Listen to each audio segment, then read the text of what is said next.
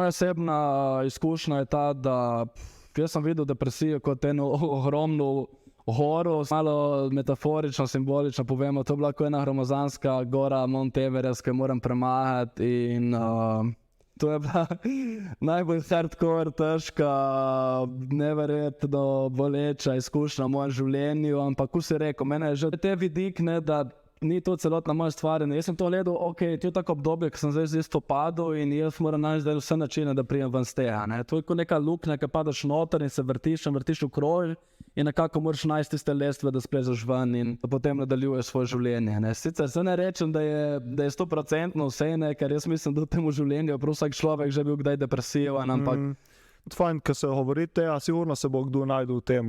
Ja, definitivno. Jaz sem gotovo, kar sem bral in kar sem poslušal ljudi, da to je taka tematika, kar jaz mislim, da se prav vsak človek na tem svetu vsaj do neke mere poistoveti.